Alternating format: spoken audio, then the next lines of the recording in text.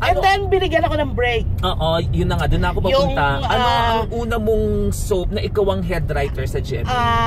Encantadia na nga. Encantadia. So, papunta na tayo doon sa meat of our interview. Paano mo naisip ang Encantadia?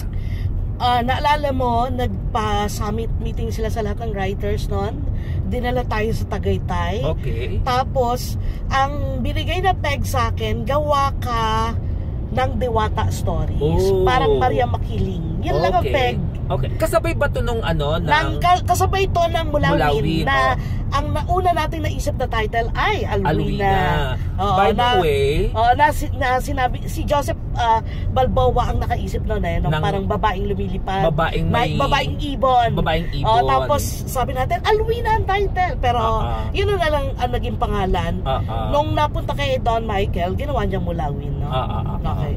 So balik tayo sa Encantadia. So for me, nagpo-fall doon sa ginawa kong classification ng kung paano mag-come up with a story idea. Nagpo-fall siya sa akin sa commissioned work. Commissioned work siya. Commissioned work. So, after the commissioned work at merong parameters, paano ka nakapag-come up with the Encantadia na mismo? Kasi remember, ang peg nila, Maria Makiling. Ngayon, ito yung first head writing job ko sa GMA at sa gabi pa. Parang big deal syempre yung prime time. So sabi ko, anong klaseng head writer ang gusto kong maging? Kailangan meron akong, di ba, alam mo yun, branding mo as a writer, di ba? Ibang episode yan, di ba? Ibang episode yan. Pero pag-usapan dito yung... Pero ito, sinabi ko na, matutuwa ba ako ng Maria Makiling lang na puti? Siyempre ang konsepto mo ng Diwata ay nakaputing gown na may bulaklak-bulaklak sa ulo. Yung long flowing hair na naglalakad tapos mawawala sa may puno, paglabas isa na siyang usa. So sabi ko parang bowling naman nun. So doon na pumasok yung what if ang Diwata pala ay mga warrior women, diba? Sila ay strong women. Doon pa rin ako talaga sa bumabalik pa rin talaga ako dun sa makababaeng feminista at team, no? Tapos ayun, isinabit yung konsepto ng Encantadia tungkol sa magkakapatid na babae na paano mo naisip naman yung magkakapatid na babae? Actually, ang original noon, 3 lang ata ang ginawa ko. Dinagdagan ni Annette. Ni Miss Annette Gozon. Para mas marami maikas? Para marami maikas. Ang dami nilang artista at that time. So, ginawa niya 4 na magkakapatid na babae. So, sabi ko, 4? Okay, sige na nga. Dahil siya naman may-ari. Sige. Paano mo naisip yung mga ginawa 4 elements of... Kasi, kinuha ko yan dun sa tubig, hangin, 4 elements lupa. 4 elements plus yung horoscope. Diba, halimbawa, Gemini ay water ganito. So lahat ng personalities nito nandoon. Yung fire sign ay yung mga personalities na kinuha mo sa pag-aaralan natin yan sa characterization. Kaya distinct yung character ng 4 kasi ito na agad given na yan ng mula sa horoscope na ito yun. Ito yung fire sign, ito yung water sign, ito yung air sign. Ito ba yung papasok sa ano? Pwede tayo maglibot-libot dito. Sige. Okay. Para ikot ka lang ng ikot dyan. Walang traffic. Bilang ito ang konsepto mo. Nagdadrive. Tapos yun na siya. Nagawa na siya. Madali siyang gawin kasi fantasy siya. Kung ikaw ang gagawa ng sarili mo rules. Mahirap bang mag-lay down ng rules lalo na sa fantasy? Sa totoo lang, yan ang unang fantasy na sinulat ko kasi previous to that, ang ginagawa ko ay romance. Nagpipelikula pa tayo at the time, diba? At puro romance. So, romance at drama. Nung ginawa ko ang Encantadia, na-realize ko, ay marunong din pala akong gumawa ng fantasy. Ba't ka hinto? Okay, pwede rin namang umandang-andang lang. Sige. Sige, sabagay, pwede ka naman. Tapos yun. Doon na ipinanganak ang Encantadia. Suzette, kasi meron akong episode na na The Qualities of a Writer. Nang sabi ko, panood ko yun. Hindi pa? Hindi mo pa pinapa-publish. Ang sabi ko kasi, ang isa sa qualities ng writer ay dapat matalino siya because you will create a world or a universe. Plus, so do you agree? Syempre, ang hirap pag walang laman ng utak ng isang writer, ano yung susulat niya? Ang writer, kailangan may sariling beliefs. Kailangan may political beliefs siya. Kailangan alam niya ang kanyang historical historical values o education, di ba? Alam niya ang kanyang pinagmulan, alam niya ang ganito, alam niya ang iba't ibang psyche ng tao, psychology ng tao, alam niya marunong siyang mag-judge o mag-evaluate ng tao. So, ibig sabihin, dapat ang writer ay nagbabasa din ng iba't ibang klase ng libro o materials. Totoo. Kasi nung una nahihiya akong sabihin, yun kasi ang number one na nilagay kong quality ng isang writer, kailangan matalino siya. Akala nyo lang bobo kami kasi yung iba soap opera ang sinusulat niya. Wala nang ibang gagawin, kikidnapin. Pero hindi po. Ang hirap-hirap pong magsulat ng soap opera. Marami na nagtangka na minaliit ang soap opera at hindi sila nakapagsulat. Mahirap siya. Imagine this, ang isang soap opera writer, pag ipinalabas niya ang kanyang soap, ang manonood dito ay milyon-milyon. Yung power o yung kapangyarihan mo na kung paano mo masustain yung panonood ng milyon-milyon na to. Di ba? At saka ako, hindi siya hindi siya basta-basta. Isa siyang science, isa siyang art. Hindi, ako ang sinasabi ko, in one soap opera, you have more than 10 characters and each character is an individual. May individual na pag-iisip, pananalita, paniniwala. Imagine lahat yon mag-a-assign ka sa isang character. You need to have a certain degree of intelligence to pull it off.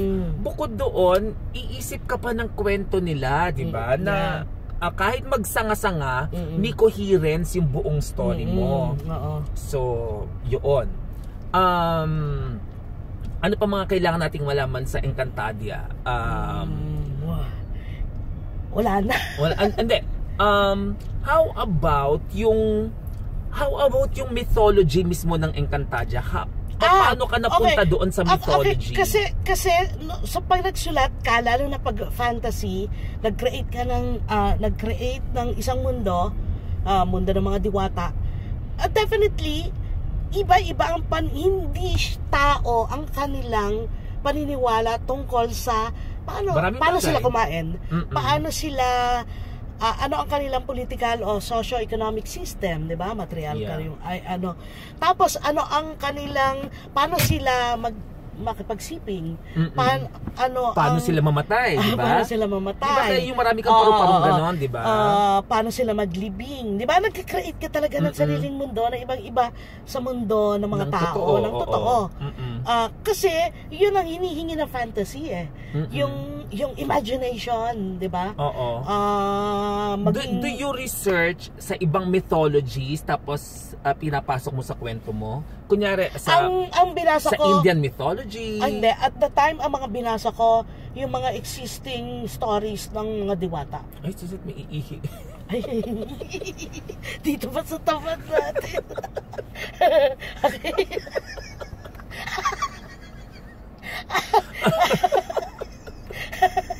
Diyos ko. Kilig na kilig, Suzette. Hindi ako kilig. Natatawa ko. May umiihi doon sa poste. Pag may turo, gaga, baka ituro rin sa'yo. Nakikita tayo. I-edit mo to, di ba? Hindi, maganda makita nila to, no? Well, anyway, gusto niyo bang makita yung lalaking umihi? O wag na. Well, anyway. So, ano yung mythology na ni Suzette, pag mo naman sundan ng tingin yung umihi? Hindi, natatawa ko. Ano mythology nga yun sa mga diwata? Hindi ka makaget over sa umihi. Yung mga diwata nga. Sinundan na. Lumingon si Suzette. Tapos ano na? And then, so, ano nga yung mga binasa mong mythology na Yung Maria Makiling. Gusto ko makita kasi yun ang binigay nilang peg eh. At iba pa, hindi ko na matandaan. Okay. Ultimo Bible, binasa ko. Talaga? Oo. Hindi naman siguro buong Bible. Sa totoo lang, kung hindi ka talaga ganon ka religious, kung titignan mo ang Bible, bilang libro, siya ata ang pinakamagandang. Kung hindi ka Katoliko o Kristiyano, pag binasa mo ang Bible, sasabihin mo, siya ang pinakamagandang fantasy na no? Kasi ang dami niyang magic, ang dami niyang kakababalaghan.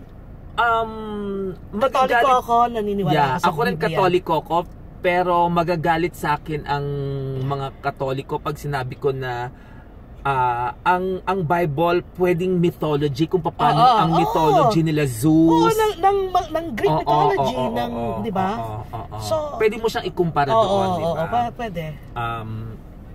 At ang, di ba, ang Bible, kasi doon yung parang Jesus na yung creation. Yan ang pinagmula ng mga Superman, di ba? Taga-save din ang mundo. Paano, of course we know kung gaano naging ka-successful ang Encantadia, no? Ano reaction mo sa success ng Encantadia? Naiyak ata ako eh. Talaga? Naiyak ako at the time kasi at the time malaki talaga siya, di ba? Yeah, sobrang laki niya. In fact, gumawa pa ng malaking hayop. Yeah. Pati si Imaw na robot. Hindi ko alam kung robotics na siya. Hindi, ako kung ano ang reaksyon ng tao sa palabas, kasi it's the only show I know, correct me if I'm wrong, na meron talagang cult following up to now. Kasi ang tawag na sa sarili nila is Encantadix. Kasi yung mga nanood at that time, ngayon ay mga magulang na, no?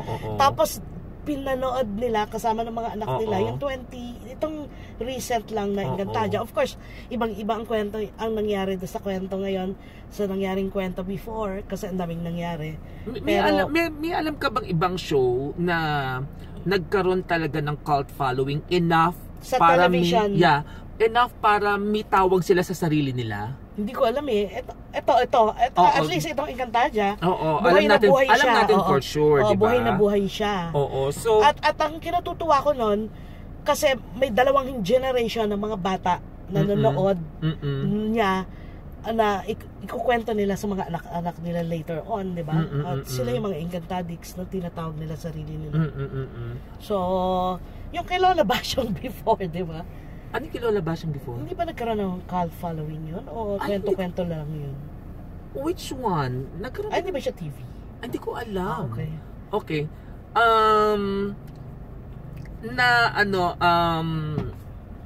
Ano pa ba mga itatanong ko? Gaano ka naging ka-close dun sa Apat na Sangres? Medyo totoo ba na ikaw ang totoong Inang Reyna? Ikaw ang totoong Diyosa? Pag pumupunta ako sa set, chismis na si Suzette ang totoong Encantada. Pag pumupunta ako sa set, na-amaze ako kasi in character sila. So in fact, yung unang punta ko doon na naka-costume sila, ang tingin ko, hindi si Isa Calzado, hindi si Karil, hindi si Sunshine, hindi si Diana. Ang tingin ko sa kanila, yung character nila. At amazed na amazed ako. Talaga. Ang sarap ng feeling, no? Oo, ang sarap ng feeling. Ako, anecdote lang, natandaan ko, nung unang tinape ang very first script ko, nagchichikahan kami ni Cesar sa labas ng hospital kung saan ang location ng episode namin. Tapos may nagsasalita sa loob, nagtitape na pala. Tapos sabi ko, familiar yung line na yon. Tapos I realized it was my dialogue na minamouth na nila at ang sarap-sarap ng pakiramdam. Ikaw, anong mga anecdote mo dun sa first time mong narinig yung first time kong napanood yung Encantadia, as in yung first episode, umiyak talaga ako. Talaga? Oo, para kang, di ba pag nagsusulat ka, para kang magulang. Para kang nanganganak. At pag ipinanganak mo na, maiiyak ka talaga. Naiyak talaga ako. Kasi first headwriting mo sa prime time at na-amaze din naman ako. Maski ako, nung napanood ko siya. And it was really successful. Nung napanood ko siya, na-amaze din talaga ako. Para talaga siyang ibang mundo. Doon sa second incarnation na Encantadia, anong naging pakiramdam mo nung sinabing i-remake siya? Oo. Kasi ang ingay din naman din talaga ng Encantadix, di ba? Hindi nawawala ang kanilang paghingi ng remake. Remake. At least mapanood ulit nila. Plus, at the time, siguro panahon na nga na ibalik ulit kasi kaka-10th anniversary lang ng Encantadia at the time. So unang ginawa, ang iniisip ko, teka, gagawa ba ako ng continuation mula dun sa natapos? Pero that was 10 years ago, 11 years ago. Maraming audience na mga bata ngayon. Kung paano mo sisimulan, right? Hindi nila yan maiintindihan pag hindi ko sinimulan. Kaya doon natin naisip na gawin siyang retelling. Requel. Pinagsama yung retelling at saka yung sequel. So is it, do you realize how lucky we are? Because bihira para sa isang writer na siya ang gumawa ng remake ng sarili niyang mga soap opera. Ganun ba yun? Yeah. Ikaw ginagawa mo yun eh. Hindi. I am so lucky na ako ang nag-remake ng 3 kong successful na soap operas dati, Villa Quintana, Ana Karenina, and Sana Ikaw Na Nga. Ikaw, Encantadia.